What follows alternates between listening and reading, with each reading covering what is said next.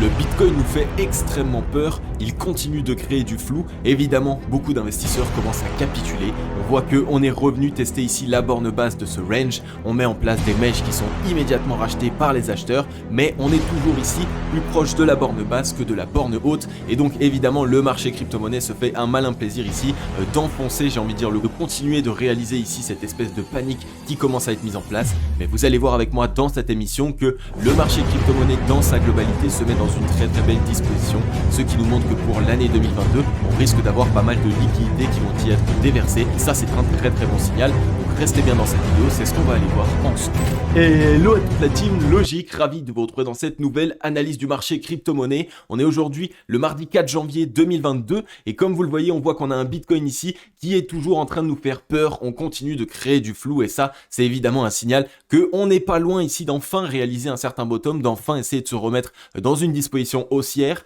On est à moins 1,37%, on est aux 46 637 $ et pour l'instant, on n'a pas réalisé de bottom plus bas que le précédent bottom. Donc ça nous montre que les acheteurs et donc que la demande est plus présente que la pression vendeuse. C'est quand même un bon signal. Pour la majorité du top 30, c'est mal vu, j'ai envie de dire. Les altcoins sont plutôt pas mal vendu, on voit qu'on a certaines corrections, moins 5,33% pour le Terra Luna, on a le Avalanche ici qui retrace de 4,77%, mais on a aussi certaines pépites, certains altcoins qui n'en ont que faire de ce qu'il se passe sur le Bitcoin et qui nous montrent de très gros signes de force. On a Atom Cosmos avec 6,29% à la hausse, on a le Chainlink qu'on a vraiment beaucoup vu ensemble dans ces émissions avec 6,32% à la hausse, on a le Algorand avec 1,68% et on a le NER Protocol avec 17,24%. Donc là vous le voyez, on est enfin en train d'essayer de pricer réellement ce qui s'est mis en place fondamentalement parlant sur ce projet, mais attention, on va aller le voir ensemble dans cette émission, étant donné qu'on arrive quand même dans des zones de prise de profit massive. On a le fantôme avec 12,89%, là aussi il s'est rangé largement dans le top 30, il est ici à la 22e place, donc il va falloir qu'on le surveille ici pour cette année 2022,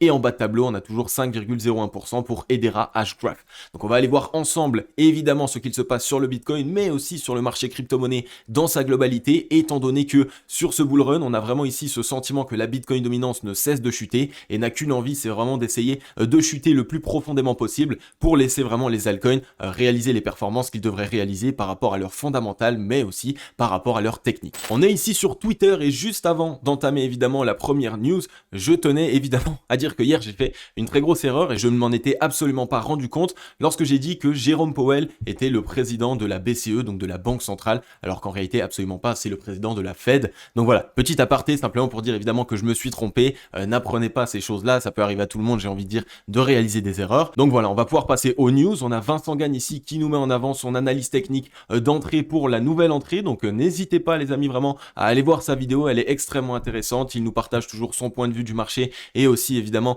son expérience, j'ai envie de dire, c'est toujours un très grand plaisir et c'est toujours ici la possibilité d'apprendre énormément de choses par rapport à une analyse technique mais aussi fondamentale et ça c'est très intéressant. Ensuite la team logique, je pense pas que vous ayez pu passer à côté, j'ai envie de dire, The Winkyverse qui a lancé son token, donc on en avait parlé il y a de ça peut-être 4 mois maintenant au moins, et donc ils ont enfin lancé leur token, et à ce que je vois, ça se passe vraiment très bien, puisque maintenant depuis le lancement et depuis le prix de l'ICO, on est à x4,4, donc on a vraiment ici une très belle performance sur ce token. Je sais aussi qu'il y a beaucoup d'entre vous qui êtes actuellement dans le projet, qui avaient investi dans cette ICO, et qui ont vraiment envie d'essayer de détenir ce token sur le long terme, parce que vous croyez dans le projet, et donc les amis, vraiment, je pense que pour l'instant, vous devez être vraiment gâtés, vraiment très contents. Donc vous le savez, lorsqu'un projet fait une certaine ICO et que en plus au début de ça on explose totalement, c'est une bonne chose évidemment de le garder en portefeuille, mais il y a une grande possibilité qu'au début on ait extrêmement de joie, par la suite qu'on assiste à une certaine correction, ensuite on assiste à une consolidation et après si on arrive à se relancer, là à ce moment-là on valide que le projet est bon et donc fondamentalement parlant il se relance. Donc à vous un petit peu de voir si vous avez une grosse stratégie assez long terme et que vous allez le laisser même s'il passe dans cette phase de consolidation, ou est-ce que vous prenez au moins votre mise initiale pour vous mettre en sécurité et après vous laissez le reste. Vous pouvez mettre en place votre plan d'action d'investissement, vous le savez, mais faites-le, c'est vraiment une bonne chose et il faut savoir se payer par la même occasion ou alors au moins se mettre en sécurité. Et on voit qu'ils nous mettent en avant ici aussi qu'il est ici le premier token qui est actuellement échangé, donc en termes de capitalisation ici sur Dextool, donc c'est aussi un très bon signal. Ça montre que vraiment il y a un certain entrain sur cet actif et il n'a pas été listé sur pas mal d'exchanges, je crois qu'il a été listé seulement sur 2 exchanges, peut-être 3 maximum avec PancakeSwap qu'on voit aussi ici. Donc vraiment un très bon signal, bravo à tous les membres de la team Logique qui sont dans ce projet projet. C'est vraiment un projet qui fondamentalement parlant est très très bon. J'aurais voulu vous le mettre en avant, vous faire une pépite fondamentale de ce projet. J'ai essayé de les contacter, mais malheureusement ils ne m'ont pas répondu. C'est vraiment dommage parce que c'est un projet que j'ai trouvé extrêmement intéressant et je pense pourquoi pas vous en parler d'ici peu. Ensuite la Team Logic, juste avant de passer à l'analyse graphique, ce qui vous intéresse je le sais, eh bien vous le voyez, on est 12 200 membres de la Team Logic, c'est incroyable. On se développe d'une manière qui est juste folle et vraiment ces derniers temps vous avez un entrain qui est juste fou, à la fois dans les likes, à la fois dans les commentaires, mais surtout vous êtes nombreux ici pour ce début d'année 2022 à nous rejoindre puisque vous êtes de plus en plus à nous rejoindre et ça fait vraiment super plaisir. Bienvenue à tous les nouveaux membres, bienvenue à vous, j'espère que vous nous rejoignez avec des bonnes résolutions et avec cette envie ici d'en savoir plus sur le marché des crypto-monnaies parce que vous le savez, je réalise une analyse du marché crypto-monnaie par jour dans laquelle je vous explique ce qui se passe sur le marché des crypto-monnaies. Je vous mets en avant les tendances qui se dessinent sur le Bitcoin, sur les altcoins, je vous présente des news et des actualités et évidemment ce que vous kiffez le plus, je vous analyse des projets qui sont de superbes dispositions pour réaliser le meilleur profit possible. Donc vraiment n'hésitez pas les amis, rejoignez la grande Team Logic. En plus de ça, je suis en train de mettre en place actuellement des toutes nouvelles émissions, donc des émissions qui vont être un petit peu plus axées sur l'éducation d'une nouvelle manière, donc je vous l'explique d'une toute nouvelle manière avec plus de fondamentales, notamment vous l'avez vu avec les pépites fondamentales, vous l'avez vu par la même occasion que le lundi je réalise une analyse qui est weekly, donc un petit peu plus long terme, et évidemment au plus on avance, au plus on va essayer de se développer. Donc rejoignez vraiment la grande Team Logic, vous êtes encore malheureusement plus de 78% des personnes qui regardent les vidéos au quotidien qui n'êtes pas abonnés, alors vraiment n'hésitez pas, abonnez-vous, activez la cloche, ça prend 3 petites secondes et ça va vous permettre de vous tenir au courant de toute l'actualité crypto en 2022 et surtout de pouvoir saisir cette opportunité qui est juste monstrueuse. Ensuite la Team Logic, on est ici sur le Scalpex Index, un crypto fear and greed dans la peur 23 à ça de rentrer à nouveau dans l'extrême peur, donc c'est un très bon signal, une fois de plus vous le savez, au plus on se rapproche de l'extrême peur, au plus le marché crypto-monnaie a peur, au plus généralement on assiste à ce type de rebond, étant donné que la smart money rachète ce dip là, ça leur permet de totalement se positionner quand même dans des zones qui sont évidemment très bonnes. Donc vraiment c'est un très très bon signal, on continue ici d'essayer de créer de la peur, d'essayer de créer du flou sur le marché crypto-monnaie. Donc pour l'instant on n'a aucune décision qui est réalisée, c'est ce qu'on va voir dans l'analyse graphique immédiate, donc n'hésitez pas à arrêter de regarder les graphiques dans du court terme, quand vous les regardez en 1 heure, en 15 minutes, en 4 heures, bref vous les regardez tout le temps. À un moment donné, lorsque on n'a pas de décision qui sont prises, on met 2 alarmes, on met une alarme sur la cassure de la borne haute, une alarme sur la cassure de la borne basse et on ne regarde plus les graphiques, ça nous évite de prendre des mauvaises décisions. On a un social index sur Up, un market order flow en recherche neutre cet après-midi et comme vous le voyez, on le voit ici de manière assez dézoomée en 4 heures. Pour l'instant, on n'a aucune décision qui a été prise puisque on est venu ici simplement rechercher la borne basse, on était déjà venu à chercher une première fois et en plus de ça, on voit qu'avec les mèches ici, on était revenu non loin et ici à contrario, j'ai envie de dire, on était revenu ici tester la borne haute, on est revenu ici passer au-dessus de la borne haute, on a fait un fake out, on est revenu là aussi la tester et finalement on s'est fait rejeter. Donc on est dans ce range, on évolue, on ne change pas, il n'y a aucune direction qui pour l'instant est prise. Les seuls signaux que nous pouvons avoir et qui sont quand même bons, c'est que ici on voit qu'on a réalisé un bottom qui est plus haut que le précédent bottom et ça c'est un bon signal puisque ça pourrait nous permettre d'avoir un très gros double bottom de cette manière en 4 heures et à ce moment là pouvoir exactement se relancer. On voit que la demande a été présente et qu'en plus de ça elle a été plus présente que sur le précédent bottom étant donné qu'on a réussi ici à trouver un rebond au-dessus du précédent. Donc ça c'est un bon signal, ça montre que la smart money est bien présente et vraiment en train d'essayer d'acheter ces dips là et vous le savez, les whales j'ai envie de dire communiquent sur les graphiques, elles ne peuvent pas le dire de manière ouverte publique mais elles communiquent sur les graphiques étant donné que ici par exemple réaliser ici un bottom plus haut que le précédent bottom, ça montre que les acheteurs sont bien présents et ça envoie un signal ici pour dire que ok on a peut-être ici un marché qui est mûr pour pouvoir se relancer. Donc on surveille bien ce qu'il se passe, de toute façon tant qu'on n'a pas ici de cassure de la zone des 47 878 $ jusqu'aux 48 101 $, donc tant qu'on casse pas les 48 000 $ à la hausse et si on casse pas à la baisse ici les 45 525 $, alors à ce moment là on n'a pas de décision qui est prise et bon on risque d'évoluer dans tous les cas, toucher la borne haute, revenir à la borne basse, etc. etc. Donc pour l'instant même le marché peut rester ennuyeux pendant un certain temps, les whales aiment bien faire ça aussi, tout le monde attend une cassure, tout le monde attend une certaine décision, et bien on peut continuer de ranger pour totalement dégoûter les investisseurs et après seulement se relancer, mais ce n'est pas vraiment les signaux que nous avons, puisque sur les graphiques on a de très très bons signaux qui nous montrent que la force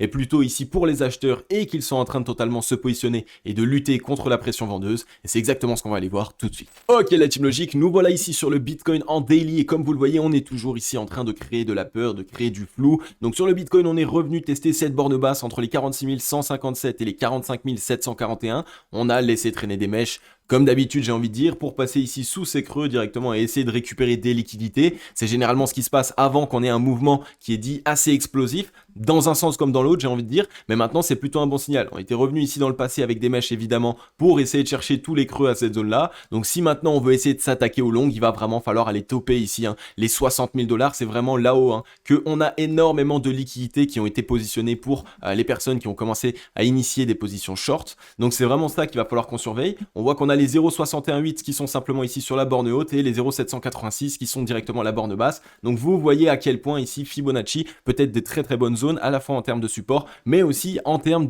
d'accumulation, puisque là c'est un très bon signal de ranger ici dans cette zone, puisque comme je vous l'ai déjà expliqué, on est ici dans cette zone de rechargement acheteuse et donc ça montre que pour l'instant, tant qu'on ne la franchit pas à la baisse, les acheteurs sont totalement en train d'accumuler ici et ça leur permet quoi? Ça leur permet totalement de récupérer de la force et d'un moment donné d'essayer de totalement prendre à contre-pied tous les vendeurs. Et pourquoi est-ce que j'essaye de vous donner ici des signaux qui sont bullish sur cette émission? Et bien simplement parce qu'aujourd'hui on voit que le MACD a une triple divergence haussière qui se valide. Sur le cours, si on regarde ici, on fait des plus bas de plus en plus bas, tandis que ici sur le MACD, on fait des plus hauts de plus en plus hauts. On est vraiment dans une très belle disposition, on est revenu tester la zone de neutralité et on est en train de mettre en place un double bottom sur la zone de neutralité. Donc qu'est-ce que vous voulez de plus pour essayer d'avoir une reprise haussière ici prochaine avec vraiment une explosion et des acheteurs qui essayent de se représenter un maximum? Il va falloir qu'on le surveille évidemment. Si on regarde maintenant un petit peu au niveau du RSI, on voit qu'on était venu sur les 50, on s'était fait totalement rejeter. On a une énorme divergence haussière, on a mis en place un double bottom, un premier sur les 38,01 qui était un ancien niveau de support assez important.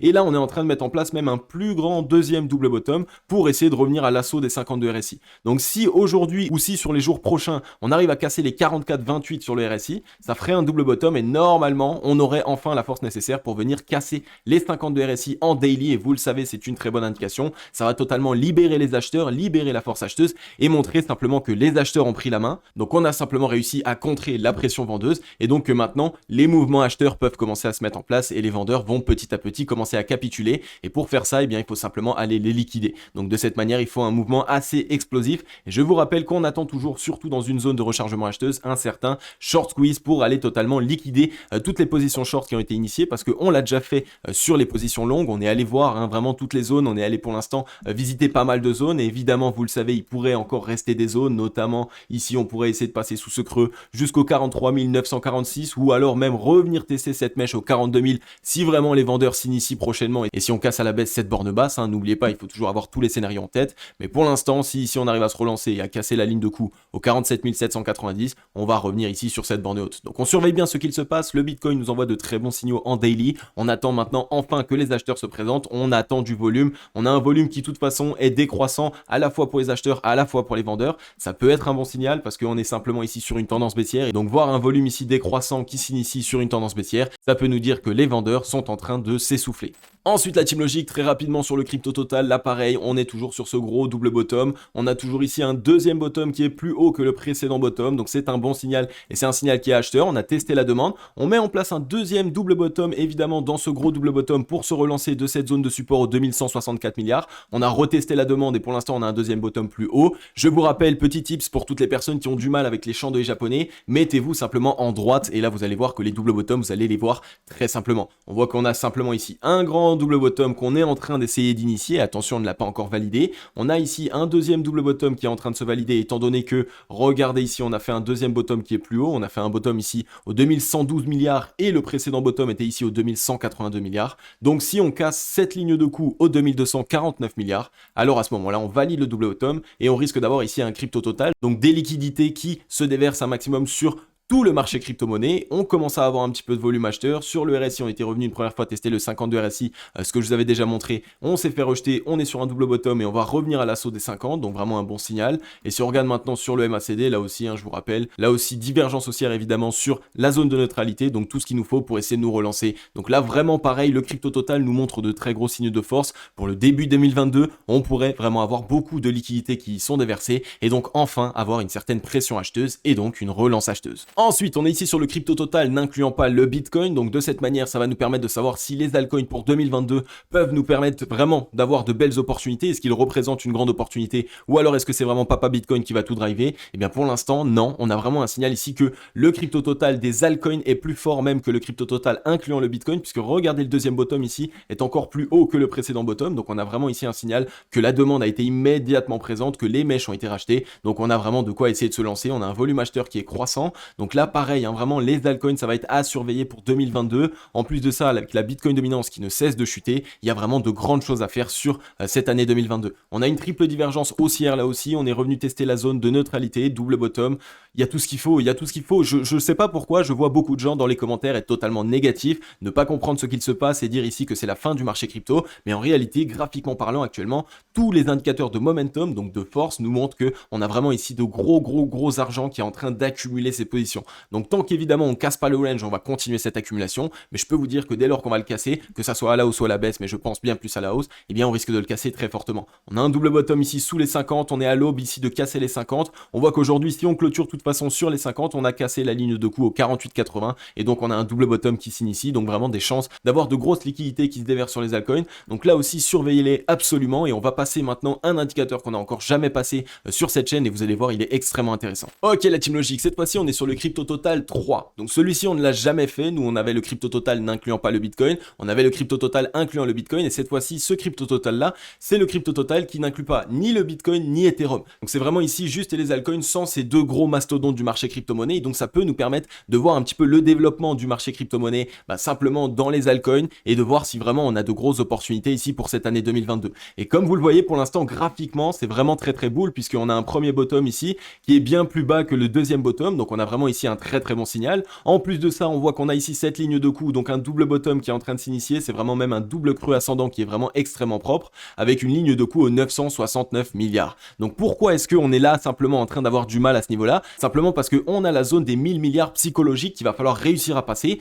et donc je peux vous le dire que là si ce double creux ascendant se valide et donc on vient casser les 1000 milliards, on risque d'avoir vraiment beaucoup de liquidités qui s'y déversent et en plus de ça on a un ATH ici disons avec la mèche aux 1132 milliards, donc vraiment une relance très forte. On a eu ici du gros volume acheteur sur tous les dips, on était revenu tester la borne basse ici de ce range dans lequel nous étions, donc on a fait un fake out, on a réintégré et on est revenu simplement chercher et maintenant il faut essayer de repasser au-dessus des 1000 milliards, c'est vraiment la zone psychologique pour les investisseurs qui vont permettre ici aux altcoins d'avoir une année 2022 juste monstrueuse. Et moi je vous le dis quand même depuis quelques mois, je vous dis que je pense réellement que si on a cette phase numéro 2 du bull run qui revient, ça risque d'être une des phases les plus explosives du marché crypto-monnaie parce qu'on a tellement de liquidités qui se sont venues, on a tellement de smart money, on parle plus ici de les mêmes quantités d'argent qui sont déversées sur le marché crypto-monnaie, on est sur des choses qui sont totalement différentes et donc je pense réellement que ça pourrait être la dernière fois vraiment pour essayer de piéger tout le monde par la suite et de faire un énorme bear market, mais on risque d'avoir quelque chose de très explosif sur cette année. Ensuite très rapidement on est ici sur le DeFi Pair, je vous rappelle qu'on est toujours dans cette belle disposition ici de double bottom, double creux ascendant, on voit qu'on a un précédent bottom ici qui est bien plus bas que le deuxième, donc c'est un très bon signal. Il va falloir casser les 11 436, dès lors qu'on les aura cassés on aura un double bottom. On était revenu ici simplement retester les 0,38,2, donc si on arrivait ici à venir casser les 0,38,2 à la hausse, alors c'est le moment, là on devrait avoir vraiment un secteur de la DeFi qui réexplose et qui se remet dans une belle disposition. Regardez, on est en train de se mettre dans une disposition acheteuse, mais pour l'instant on n'a pas de volume. Donc qu'est-ce que ça montre? Ça montre que les vendeurs sont pas très présents et donc on a vraiment ici une accumulation qui est en train de se présenter sur ce secteur. Donc on était passé au-dessus des 50, on est revenu en dessous et pas longtemps, donc vraiment les acheteurs sont là. On pourrait faire une petite frayeur et faire un deuxième double bottom pour retester les 50, mais vraiment ici on a tout ce qu'il nous faut, on a vraiment un très bon signal. Pareil ici, triple divergence, on est bien au-dessus ici de la zone de neutralité, donc il y a tout ce qu'il faut pour nous dire que les acheteurs sont là. Donc là pareil, 2022, secteur de la DeFi, surveillez-le absolument. Par contre je rappelle une chose, évidemment pour toutes les personnes qui regardent cette vidéo, je ne suis pas conseiller financier. Donc oui, il est vrai que là je vous mets en avant pas mal de signaux qui sont bullish, mais c'est par rapport à mon plan d'action d'investissement, c'est par rapport à mon analyse du marché crypto-monnaie. Ne prenez aucune décision, évidemment faites vos propres recherches, que ça soit fondamental mais aussi graphique. Apprenez à lire vos propres graphiques et à saisir vos propres opportunités. Vous verrez que vous allez faire le moins d'erreurs possible et que vous allez maximiser vos profits. Ensuite on est ici sur Ethereum. Ethereum, il n'y a pas grand chose à dire de plus que d'habitude. On était venu faire un petit fake out ici avec un creux qui était plus bas cette fois-ci que le précédent bottom, donc attention, je vous avais dit quand même qu'on fasse attention. On a un volume qui est décroissant, on est revenu passer au-dessus de cette trend qui nous maintenait à la baisse ici depuis le 30 novembre 2021. On met en place un double bottom dessus, donc il y a tout ce qu'il faut pour essayer de se relancer là aussi. Donc Ethereum à surveiller, bravo à tous les membres de la Team Logic qui ont pu essayer d'entrer en position position à ce niveau-là. Maintenant, attention évidemment, il va y avoir des zones psychologiques qu'il va falloir qu'on aille chercher. Attention aussi, Ethereum pourrait simplement être un précurseur, disons un petit peu plus latent cette fois-ci, et pour une fois, ce serait pas lui qui mènerait le marché, et donc il mettrait en place le double bottom sur quelques jours pendant que tout le marché part à la hausse. C'est aussi possible parce que là, on n'a pas un double bottom qui est encore vraiment marqué. En tout cas, Ethereum montre toujours certains signes de force. Et évidemment, on a un ruban de mal mobile qui est tout petit,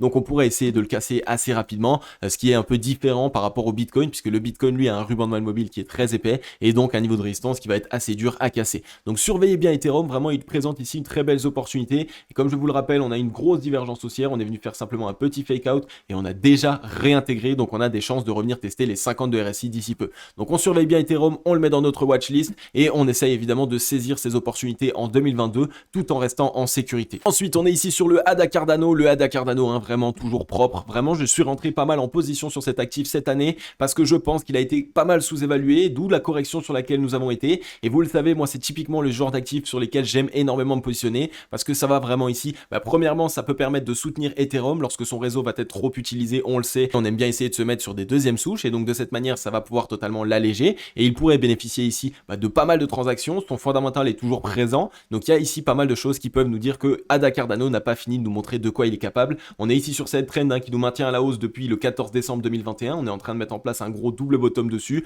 donc que de bons signaux. Là aussi, on est en train de mettre en place un double bottom, donc il y a pas mal de choses qui nous montrent qu'on pourrait avoir ici une belle relance haussière. Un volume vendeur totalement décroissant sur la correction, donc ça montre quoi? Ça montre que pour l'instant, on n'a pas vraiment beaucoup de vendeurs, donc il n'y a plus beaucoup de pression vendeuse. Je vous rappelle que là aussi, un triple divergence haussière, c'est toujours la même chanson, j'ai envie de dire, sur le marché crypto-monnaie. Il y a un petit peu tout qui se répercute sur la majorité des actifs. On est passé au-dessus des 50, on est repassé en dessous, double bottom juste en dessous, donc si on arrive à repasser au-dessus, c'est un très bon signal. Donc là, pareil, ADA Cardano, surveillez-le fortement. Un ruban de mal mobile assez important, donc on s'est fait rejeter. Double bottom juste en dessous, donc si on arrive à exploser, on a vraiment des chances de cette fois-ci enfin repasser au-dessus. Donc ça va être un gros signal à surveiller, parce que la cassure du ruban de mal mobile, ça va vraiment nous permettre de nous montrer ici que les acheteurs ont vraiment repris la main, qu'on est de nouveau sur une tendance haussière, et donc que les vendeurs vont vraiment avoir du mal, et que ce sera cette fois-ci enfin les acheteurs qui pourront initier de gros mouvements. Et ensuite la team logique, rapidement pour conclure, on est ici sur le NER protocole, on l'a suivi depuis ses débuts, on s'est vraiment positionné dans de très belles dispositions, j'ai envie de dire, et maintenant évidemment on arrive dans les zones qui vont être un petit peu plus difficiles, et donc sur lesquelles il va falloir peut-être essayer de prendre des profits, essayer de se payer.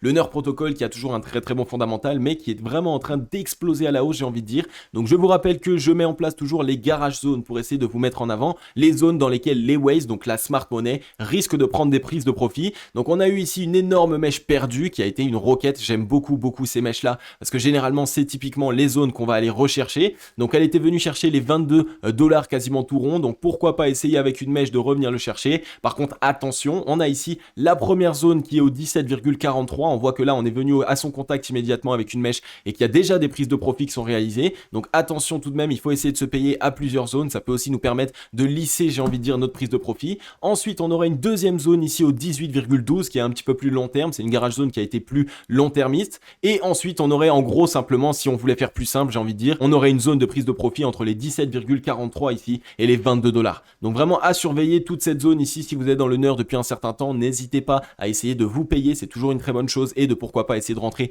dans de nouveaux projets. On a du gros volume acheteur, regardez ça, hein, les acheteurs sont vraiment présents, donc ça ne m'étonnerait pas, hein, pourquoi pas que sur cet actif on fasse vraiment un truc assez dingue, mais dans tous les cas cette zone sera une zone de conflit, on risque ici d'avoir un petit peu de mal à passer, j'ai envie de dire, pourquoi pas des petites mèches, mais dans tous les cas on va consolider sur cette zone, je pense, puisque généralement la smart money prend des profits. Là aussi je vous rappelle que sur le MACD on est toujours plutôt bull, il n'y a pas vraiment de mauvaise indication, on risque ici de mettre en place un dernier double bottom avant de corriger, et je pense même corriger ici avec une divergence qui pourra ici nous annoncer une première prise de profit de la part de la smart money, et donc que le gros argent ne soutient plus réellement l'actif. Ok la team logique, j'en ai fini avec cette émission. Comme d'habitude, j'espère que je vous ai accompagné au mieux sur le marché crypto-monnaie pour essayer de vous rassurer lorsqu'il y a des indications qui sont boules et que tout le marché crypto-monnaie vous dit que en fait non, le Bitcoin part à la poubelle. Je sais qu'il y en a beaucoup d'entre vous qui vont tourner leur veste simplement parce que vous allez être simplement brassé l'esprit. Et c'est un petit peu le but des Waves, c'est ce que je vous explique, c'est la raison pour laquelle je vous renvoie à chaque fois vers une émission que j'ai mis en place qui s'appelait tout simplement la psychologie inversée, qui vous met en avant ici la manière dont les Waves, les gros portefeuilles, la smart money, vraiment toutes les personnes qui décident du marché, les makers on les appelle, et bien de cette manière elles décident ici de l'influence qu'elles peuvent avoir grâce aux news, grâce à tout ce qui va se passer sur Twitter, tout ce que vous allez voir sur YouTube. C'est vraiment ici quelque chose qui va leur permettre de pouvoir jouer avec les émotions et essayer vraiment de fermer les yeux lorsqu'on est dans ces périodes de range. On va essayer de vous faire peur, mais ni de cassure de la borne basse, ni de cassure de la borne haute, alors il n'y aura aucun problème. Vraiment, attendez, mettez 2 signaux, j'ai envie de dire, ne regardez plus les graphiques, faites autre chose, à la limite même, essayez d'analyser certains altcoins. On peut avoir ici de petites stratégies de trading pour les personnes qui savent trader sur du court terme, mais arrêtez un petit peu d'essayer de regarder le court terme, ça va totalement vous brouiller l'esprit et malheureusement, ça va faire en sorte que vous allez rater des opportunités. Parce qu'actuellement, vous l'avez vu, je vous l'ai présenté dans les graphiques, on a très peu d'indications qui sont bearish, étant donné qu'on a toujours pour l'instant des bottoms qui sont de plus en plus hauts, donc la demande se présente et les acheteurs sont bien là. Donc voilà la Team Logic, si vous avez kiffé cette émission, n'hésitez pas à mettre un gros like et un gros commentaire, ça fait super plaisir, vous le savez. J'espère que vous allez être encore plus nombreux que les précédentes vidéos, vous le savez, vous êtes de plus en plus à nous rejoindre et ça me fait super plaisir.